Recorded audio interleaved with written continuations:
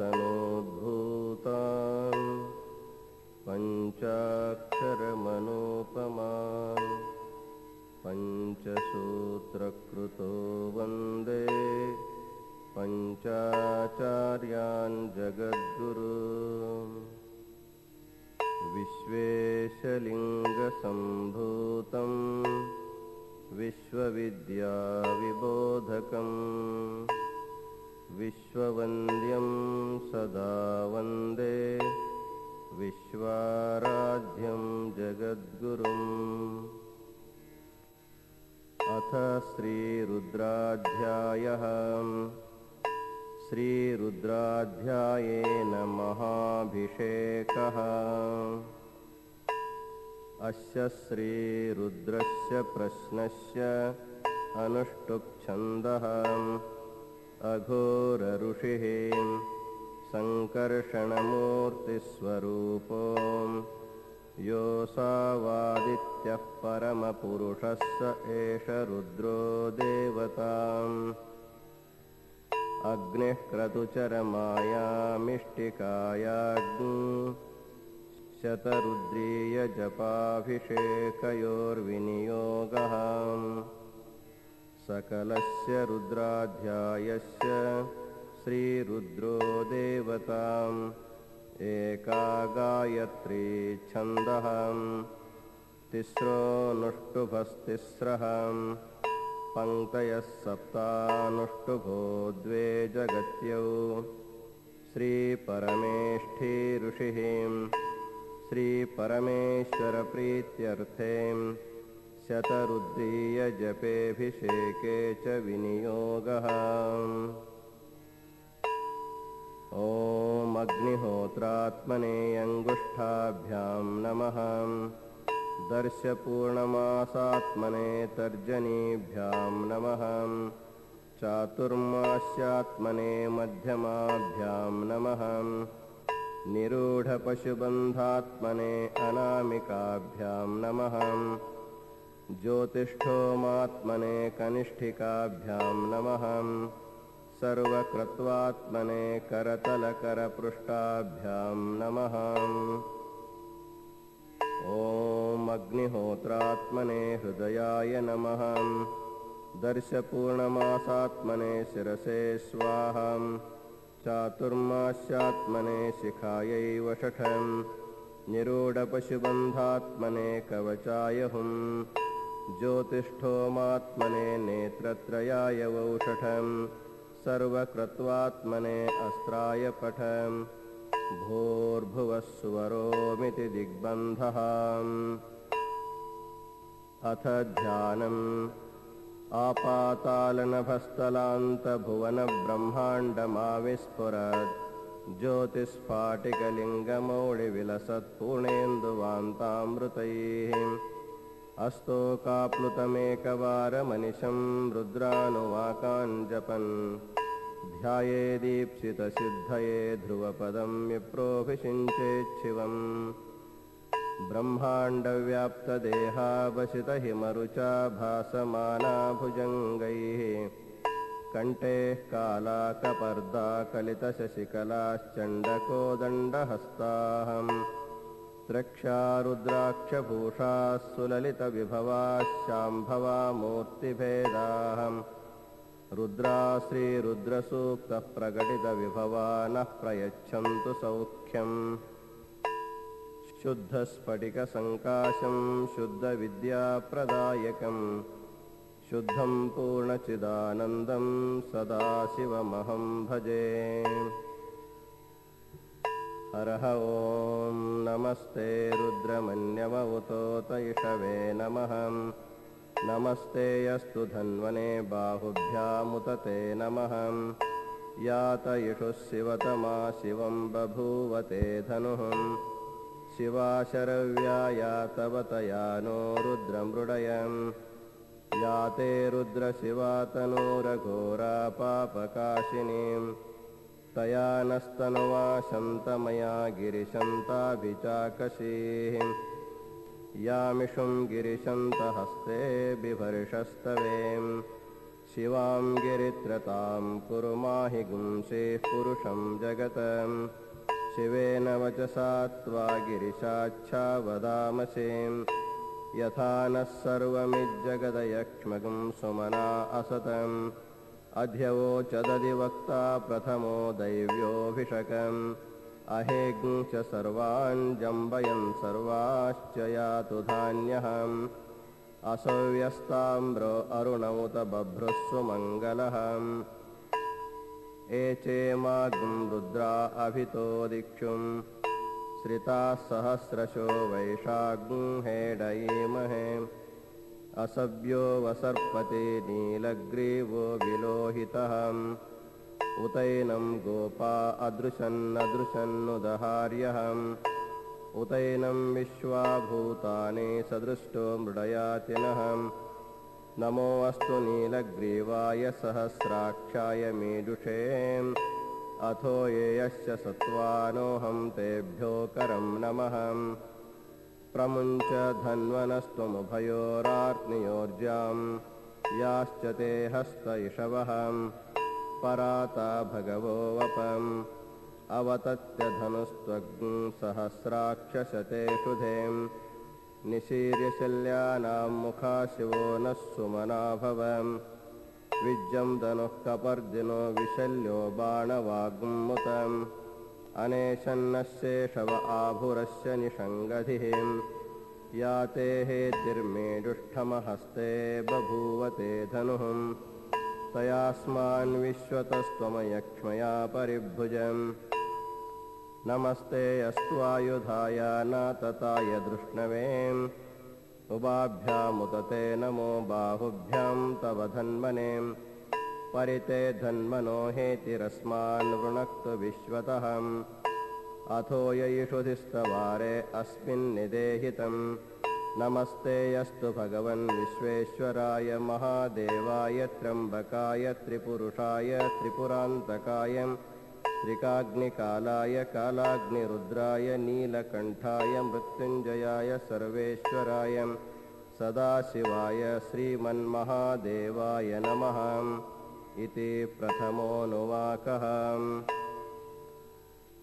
ॐ नमो हिरण्यबाहवे सेनान्ये दिशाञ्च पतये नमो नमो वृक्षेभ्यो हरिकेशेभ्यः पशूनां पतये नमो नमः सस्पिञ्जराय त्विषीमते पथीनां पतये नमो नमो हरिकेशायोपवीतिने पुष्टानां पतये नमो नमो भवस्य हेत्यै जगतां पतये नमो नमो रुद्राय तताविने क्षेत्राणां पतये नमो नमः सूताय हन्त्याय वनानां पतये नमो नमः रोहिताय स्तपतये वृक्षाणां पतये नमो नमो मन्त्रिणे वाणिजाय कक्षाणां पतये नमो नमो भुवन्तये वारिवस्कृतायौषधीनां पतये नमो नम उच्चैर्घोषाय क्रन्दयते पत्तीनां पतये नमो नमः कृत्स्नवीताय धावते सत्त्वनां पतये नमः इति द्वितीयोऽनुवाकः। ॐ नमः सहमानाय निर्व्याधिन अव्याधिनीनां पतये नमो नमः ककुभाय निषङ्गिणे स्तेनानां पतये नमो नमो निषङ्गिण इषुधिमते तस्कराणां पतये नमो नमो वञ्चते परिवञ्चते स्थायूनां पतये नमो नमो नीचेरवे परिचरायारण्यानां पतये नमो नमः सृकाविभ्यो जिगाग्ंसद्भ्यो मुष्णतां पतये नमो नमोऽसिमद्भ्यो नक्तञ्चरद्भ्यः प्रकृन्तानां पतये नमो नम उष्णीशिने गिरिचराय कुलुञ्चानां पतये नमो नम इषुमद्भ्यो धन्वानिभ्यश्च वो नमो नम आतन्वानेभ्यः प्रतिदधानेभ्यश्च वो नमो नमायच्छद्भ्यो विसृजद्भ्यश्च वो नमो नमोऽश्यद्भ्यो विद्यद्भ्यश्च वो नमो नम आसीनेभ्यश्च यानेभ्यश्च वो नमो नमः स्वपद्भ्यो जाग्रद्भ्यश्च वो नमो नमस्तिष्ठद्भ्यो धावद्भ्यश्च वो नमो नमः सभाभ्यः सभापतिभ्यश्च वो नमो नमो अश्वेभ्यो अश्वपतिभ्यश्च वो नमः इति तृतीयोऽनुवाकः। ॐ नम आव्याधिनेभ्यो विविध्यन्तेभ्यश्च वो नमो नमो उगणाभ्यस्तृगंहतेभ्यश्च वो नमो नमो गृत्सेभ्यो गृत्सपतिभ्यश्च वो नमो नमो व्रातेभ्यो व्रातपतिभ्यश्च वो नमो नमो गणेभ्यो गणपतिभ्यश्च वो नमो नमो विरूपेभ्यो विश्वरूपेभ्यश्च वो नमो नमो महद्भ्यः क्षुल्लकेभ्यश्च वो नमो नमो रथिभ्यो रथेभ्यश्च वो नमो नमो रथेभ्यः रथपतिभ्यश्च वो नमो नमः सेनाभ्यः सेनानिभ्यश्च वो नमो नमः क्षत्रुभ्यः सङ्ग्रहेतृभ्यश्च वो नमो नमस्तक्षद्भ्यो रथकारेभ्यश्च वो नमो नमः कुलालेभ्यः कर्मारेभ्यश्च वो नमो नमः पुञ्जिष्टेभ्यो निषाधेभ्यश्च वो नमो नम इषुकृद्भ्यो धन्वकृद्भ्यश्च वो नमो नमो मृगयुभ्यश्वनिभ्यश्च वो नमो नमश्वभ्यश्वपतिभ्यश्च वो नमः इति चतुर्थोऽनुवाकः। ॐ नमो भवाय च रुद्राय च नमः शर्वाय च पशुपतये च नमो नीलग्रीवाय च शितिकण्ठाय च नमः कपर्दिने च युक्तकेशाय च नमः सहस्राक्षाय च शतधन्वने च नमो गिरिशाय च शिपिविष्ठाय च नमो मेरुष्ठमाय चेषुमते च नमो ह्रस्वाय च वामनाय च नमो बृहते च वर्षीयसे च नमो वृद्धाय च संवृध्वने च नमो अग्र्याय च प्रथमाय च नम आशवे च जिराय च नमः शीघ्र्याय च शीभ्याय च नम ऊर्म्याय च वस्वन्याय च नमः स्रोतस्याय च द्वीप्याय च इति पञ्चमोऽनुवाकः। ॐ नमो ज्येष्ठाय च कनिष्ठाय च नमः पूर्वजाय चापरजाय च नमो मध्यमाय चापगल्भाय च नमो जघन्याय च बुध्न्याय च नमः सोऽभ्याय च प्रतिसर्याय च नमो याम्याय च क्षेम्याय च नम ऊर्वर्याय च खल्याय च नमः श्लोक्याय च वस्वन्याय च नमो वन्याय च कक्षाय च नमः श्रवाय च प्रतिश्रवाय च नम आशुषेणाय चाशुरथाय च नमः शूराय चावभिन्दते च नमो वर्मिणे च वरूथिने च नमो बिल्विने च कवचिने च नमः श्रुताय च श्रुतसेनाय च इति षष्ठोऽनुवाकः। ॐ नमो दुन्दुभ्याय चाहनन्याय च नमो दृष्णवे च प्रमृषाय च नमो दूताय च प्रहिताय च नमो निषङ्गिणे चेषुधिमते च नमस्तीक्ष्णेशवे चायुधिने च नमः स्वायुधाय च सुधन्वने च नमः श्रुत्याय च पथ्याय च नमः काट्याय च नीप्याय च नमः सूद्याय च सरस्याय च नमो नाद्याय च वैशन्ताय च नमः कूप्याय च वट्याय च नमो वर्ष्याय च वर्ष्याय च नमो मेघ्याय च विद्युत्याय च नम इद्ध्रियाय च तप्याय च नमो वात्याय च रेश्म्याय च नमो वास्तव्याय च वास्तुपाय च इति सप्तमोऽनुवाकः।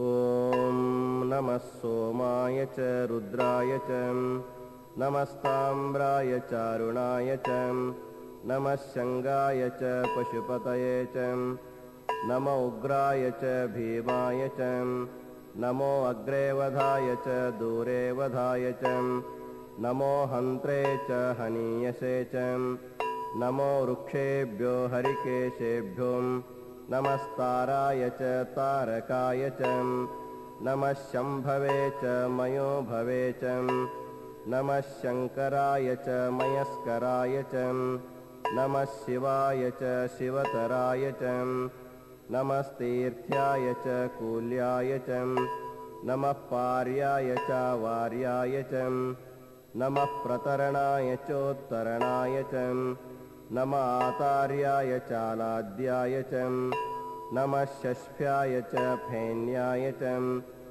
नमः सिकत्याय च प्रवाह्याय च इत्यष्टमोऽनुवाकः। ॐ नमः हिरण्याय च प्रपथ्याय च नमः किंशिलाय च क्षयणाय च नमः कपर्दिने च पुलस्तये च नमो गोष्ठ्याय च गृह्याय च नमस्तल्प्याय च गेह्याय च नमः काठाय च गौहरेष्ठाय च नमो हृदयाय च निवेष्काय च नमः पाग्सव्याय च रजस्याय च नमः शुष्क्याय च हरित्याय च नमो लोप्याय चोलप्याय च नमो ऊर्वर्याय च सूर्म्याय च नमः पर्ण्याय च पर्णशद्याय च नमोपगुरमाणाय चाभिघ्नते च नमः आख्यदते च प्रख्यदते च नमो वक्किरिकेभ्यो देवानाग्हृदयेभ्यो नमो विक्षीणकेभ्यो देवानाग्हृदयेभ्यो नमो विचिन्वक्केभ्यो देवानाग्हृदयेभ्यो नमः आनिर्हतेभ्यो देवानाग्हृदयेभ्यो नमः आमिवत्केभ्यः देवानाग्हृदयेभ्यः इति नवमोऽनुवाकः।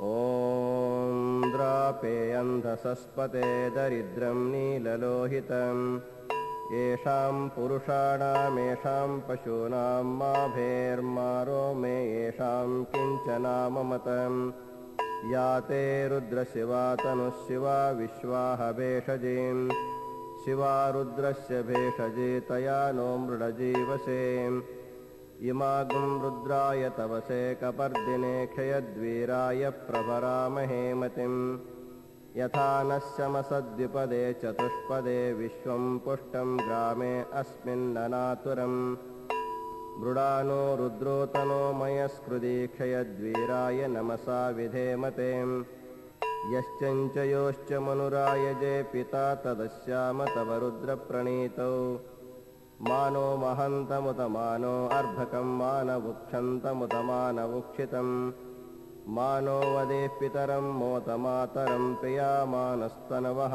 रुद्ररीरिषः मानस्तोके तनये मान आयुषे मानो गोषु मानो अश्वेषुरीरिषः वीरान्मानो रुद्रभामितो वधीरविष्मन्तो नमसा विधेमते आरात्ते गोघ्नौत पुरुषग्ने क्षयद्वीराय सुम्नमस्मेते यस्तुं रक्षा च नो अधि च देव बृहदा च नः शर्म यच्च द्विबर्हाहं स्तुहि श्रुतं गर्तसदं युवानं मृगन्न भीममुपहत्तुमुग्रम् मृडाचरित्रे रुद्रस्तवानो अन्यन्ते अस्मिन्निवपन्तु सेनाहम् परिणो रुद्रस्य हेतुर्वृणक्तु परित्वेषस्य दुर्मतिरघायोऽहम् अवस्थिरा मगवद्भ्यस्तनुष्वमेढ्वस्तोकाय तनयाय मृडयम् मेढुष्ठम शिवतम शिवो नः सुमना भवम् परमे वृक्ष आयुधं निधाय कृत्युं वसान आचर पिनाकं बिभ्रदागहिं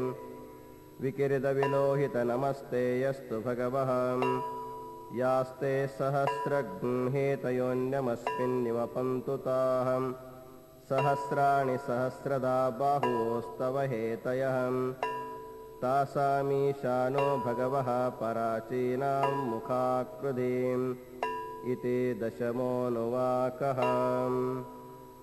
ॐ सहस्राणि सहस्रशो ये रुद्रा अधिभूम्यां तेषाग्ं सहस्रयोजनेव धन्मानि तन्मसेम् अस्मिन्महत्तर्णवेऽन्तरिक्षे भवा अधिं तेषाग्ं सहस्रयोजनेव धन्मानि तन्मसेम् नीलग्रीवास्थितिकण्ठा शर्वा अथ क्षमाचराहं तेषाग्ं सहस्रयोजनेव धन्मानि तन्वसेम् नीलग्रीवास्थितिकण्ठा दिवग्ं रुद्रा उपसृताहं तेषाग्ं सहस्रयोजनेव धन्मानि तन्वसेम् ये वृक्षेषु सस्पिञ्जरा नीलग्रीवा विलोहिताहं तेषाग्ं सहस्रयोजनेव धन्मानि तन्मसेम् ये भूतानामधिपतयो विशिखासः कवर्धिनः तेषाग्ं सहस्रयोजनेव धन्मानि तन्वसेम्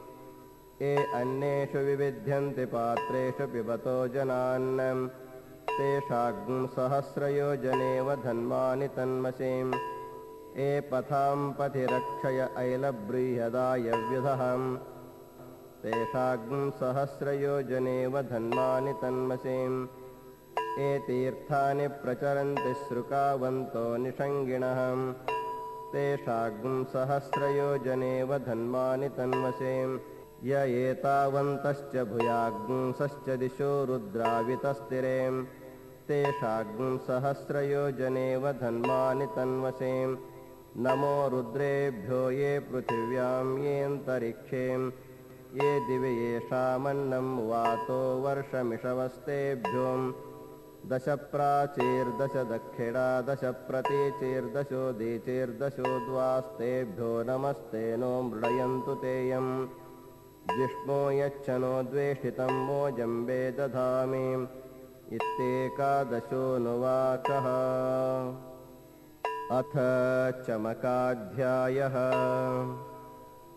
हरः ॐ अग्नाविष्णु सजोषसेम वर्धन्तु वाङ्गिरहं द्युम्नैर्वाजेभिरागतं वाजश्च मे प्रसवश्च मे प्रयतिश्च मे प्रसितिश्च मे धीतिश्च मे क्रतुश्च मे स्वरश्च मे श्लोकश्च मे श्रावश्च मे श्रुतिश्च मे ज्योतिश्च मे सुवश्च मे प्राणश्च मे पानः च मे व्यानश्च मे सुश्च मे चित्तञ्च मे आधितञ्च मे वाक्च मे मनश्च मे चक्षुश्च मे श्रोत्रञ्च मे दक्षश्च मे बलञ्च मे ओजश्च मे सहश्च म आयुश्च मे जरा च म आत्मा च मे तनुश्च मे शर्म च मे वर्म च मे गानि च मे स्थानि च मे परोग्ंषि च मे शरीराणि च मे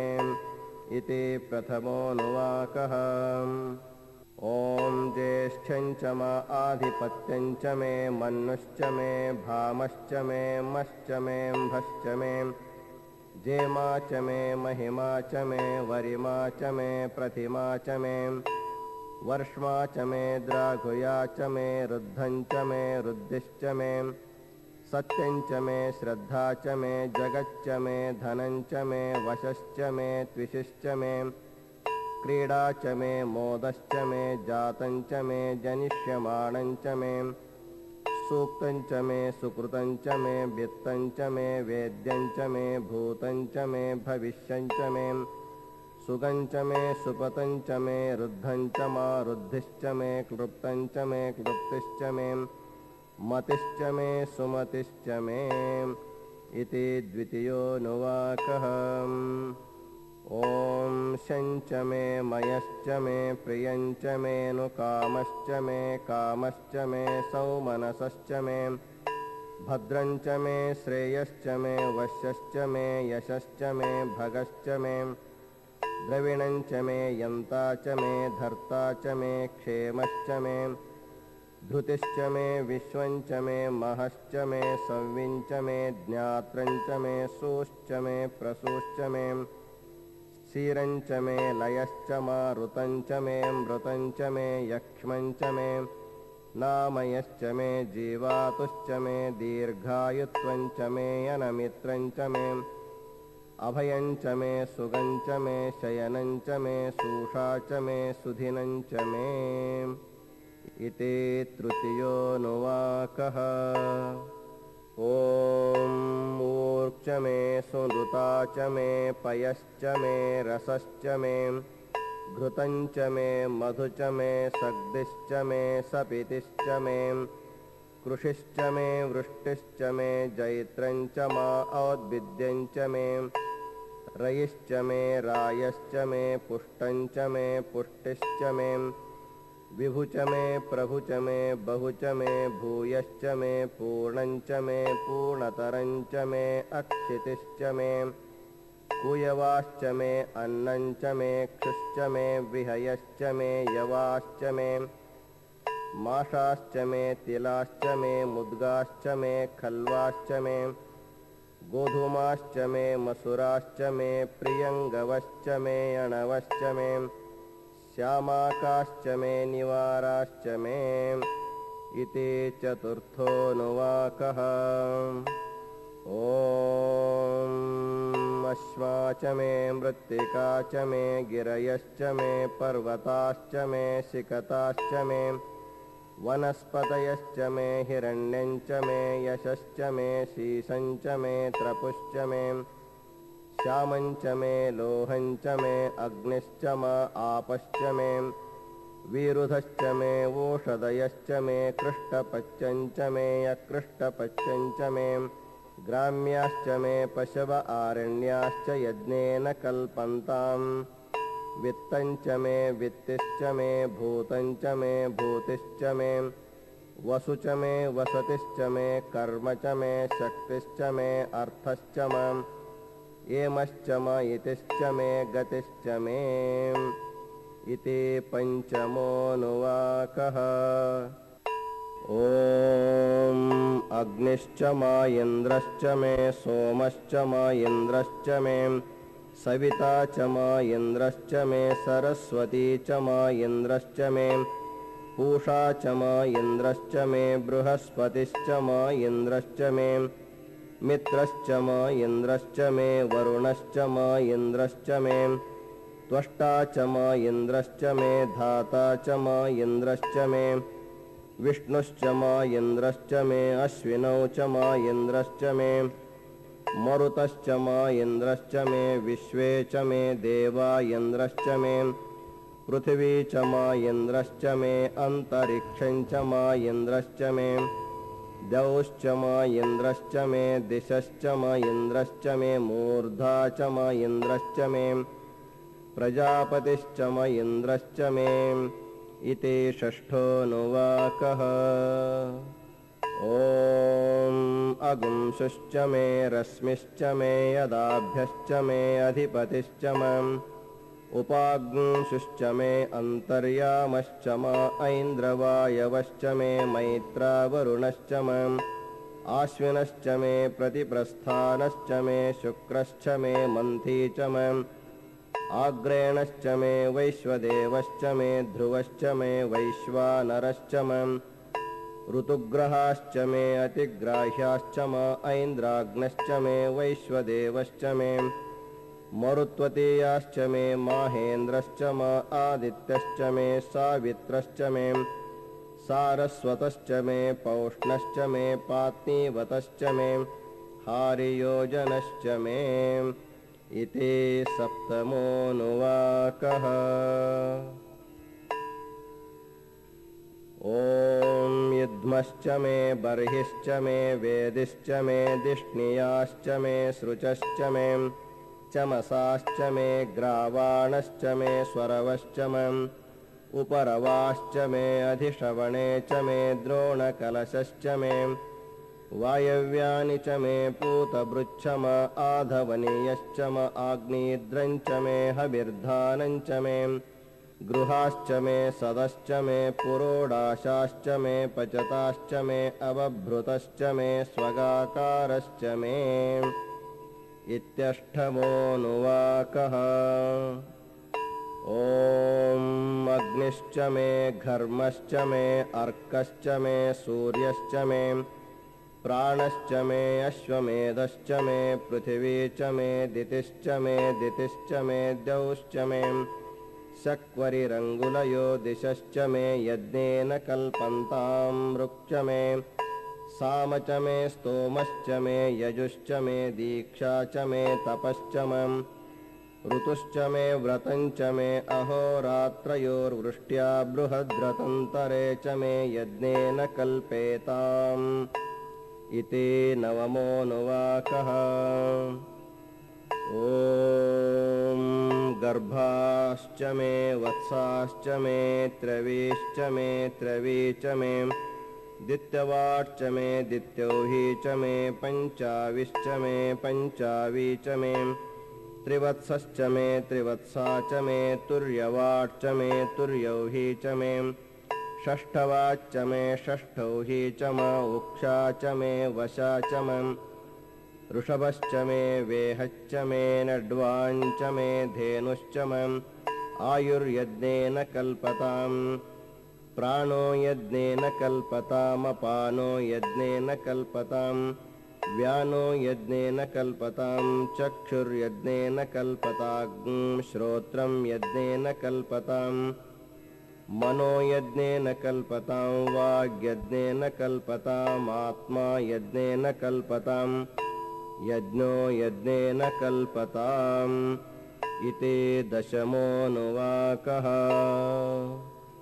ॐ एका च मे तिस्रश्च मे पञ्च च मे सप्त च मे नव च मे एकादश च मे त्रयोदश च मे पञ्चदश च मे सप्तदश च मे नवदश च मे एकविंशतिश्च मे त्रयोविंशतिश्च मे पञ्चविंशतिश्च मे सप्तविंशतिश्च मे नवविंशतिश्च मे एकत्रिंशश्च मे त्रयस्त्रिंशश्च मे चतस्रश्च मे अष्टौ च मे द्वादश च मे षोडश च मे विंशतिश्च मे चतुर्विंशतिश्च मे अष्टाविंशतिश्च मे द्वात्रिंशच्च मे षट्त्रिंशच्च मे चत्वारिंशच्च मे चतुश्चत्वारिंशच्च मे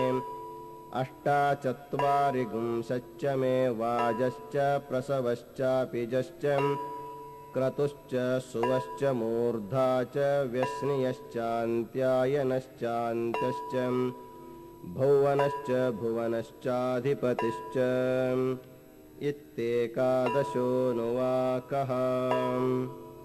ॐ इडादेवहुर्मनुर्यज्ञनिर्बृहस्पतिरुक्थामदाने शगुंसे षद्विश्वे देवा सूक्तवाचः पृथिवी मातर्मा माहि गुंसेर्मधुमनिष्ये मधुजनिष्ये मधुवक्ष्यामि मधुवदिष्यामि मधुमतीं देवेभ्यो वाचमुद्यासगम् शुश्रूषेण्या मनुष्येभ्यस्तं मा देवा अवन्तु शोभायै पितरोऽनुमदन्तु। ॐ शान्तिः शान्तिः शान्तिः इति चमकाध्यायेन महाभिषेकः। पुरुषसूक्तेन महाभिषेकः। ॐ सहस्रशीर्षाः पुरुषः सहस्राक्षः सहस्रपादं स भूमिं विश्वतो वृत्वा अत्यतिष्ठद्दशाङ्गुलं पुरुष एवेदं सर्वं यद्भूतं यच्च भव्यम् उतामृतत्वशेषानः यदन्येनातिरोहते एतावानस्य महिमाम् अतो ज्यायाग्ंश्च पूरुषः पादोऽस्य विश्वाभूतानि त्रिपादस्यामृतं दिवे त्रिपादोर्ध्व उदयेत्पुरुषः पादोऽस्येह भवात् पुनः ततो विश्वं व्यक्रामतं सासनानसने अभिं तस्माद्विराडजायतं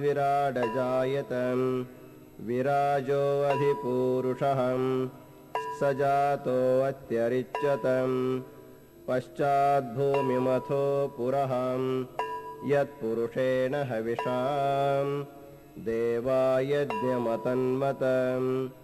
वसन्तो अस्यासिदाज्यं ग्रीष्मयुध्मश्शरद्धविः सप्तास्यासन् परिधयः त्रिस्सप्तः समिधः कृताः देवा यद्यज्ञं तन्वानाहम् अवज्ञन् पुरुषं पशुं तं यज्ञं बर्हिषि प्रोक्षन्नां पुरुषं जातमग्रतः तेन देवा अयजन्तं साध्या ऋषयश्च ये तस्माद्यज्ञात् सर्वहुतः संभृतं वृषदाज्यं पशुंस्ताग्ंश्चक्रे वायव्यान् आरण्यान् ग्राम्याश्च ये तस्माद्यज्ञात् सर्वहुतः रुचः सामानि जज्ञिरे छन्दांसि जज्ञिरे तस्मात्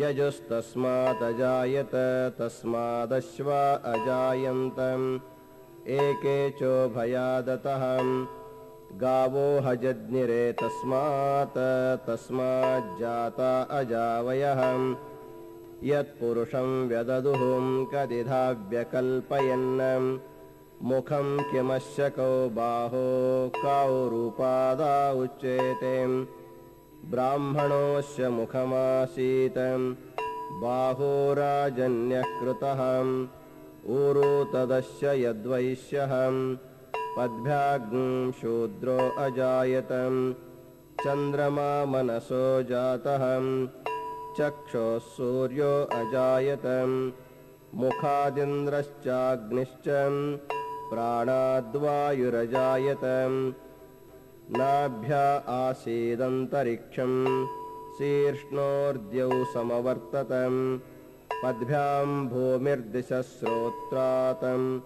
तथा लोकाग्म् अकल्पयन् वेदाहमेतं पुरुषं महान्तम् आदित्यवर्णं तमसस्तु पारे सर्वाणि रूपाणि विचित्य धीरः नामानि कृत्वाभिवदन्यदास्ते धाता पुरस्ताद्यमुदा जहारं शक्रः प्रविद्वान् प्रदिशश्चतस्रः तमेवं विद्वान् अमृत इह भवति नान्यः पन्था अयनाय विद्यते यज्ञेन यज्ञमयजन्त देवाः तानि धर्माणि प्रथमान्यासन् तेहनाकं महिमानः सचन्ते यत्र पूर्वे साध्या सन्ति देवाः अद्भ्यः सम्भूतः पृथिवैरसाच्च विश्वकर्मणः समवर्तताधिं तस्य त्वष्टाविदद्रूपमेतिं तत्पुरुषस्य विश्वमाजानमग्रे वेदाहमेतं पुरुषं महान्तम् आदित्यवर्णं तमसः परस्तात् तमेवं विद्वान् अमृत इह भवति नान्यः पन्था विद्यते यनाय प्रजापतिश्चरति गर्भे अन्तः अजायमानो बहुधा विजायते तस्य धीराः परिजानन्ति योनिं मरीचीनां पदमिच्छन्ति वेदसः यो देवेभ्य आतपतिं यो देवानां पुरोहितः पूर्वो यो देवेभ्यो जातः नमो रुचाय ब्राह्मये रुचं ब्राह्मं जनयन्तः देवा अग्रे तदद्ब्रुवन् यत्स्वैवं ब्राह्मणो विद्यातं तस्य देवा असन्मशे ह्रीश्च ते लक्ष्मीश्च पत्न्यो अहोरात्रे पार्श्वे नक्षत्राणि रूपम् अश्विनौ व्यात्तम् इष्टं मनिषाण अमुं मनिषाणं सर्वं मनिषाणम् ॐ तच्छंयोरावृणीमहे गातुं यज्ञाय गातुं यज्ञपतये दैवी स्वस्तिरस्तु नः स्वस्तिर्मानुषेभ्यः ऊर्ध्वन्दिकादुभेषजं शन्नो अस्तु द्विपदे शञ्चतुष्पदे ॐ शान्तिः शान्तिः शान्तिः। यद्यत् श्रीभवानी शङ्करार्पणमस्तु। अनेन रुद्राभिषेकेण इष्टलिङ्गदेवता प्राणलिङ्गदेवता भावलिङ्गदेवता भगवान् विश्वाराध्यो प्रियतां प्रियतां प्रियताम्। ॐ शान्तिः शान्तिः शान्तिः।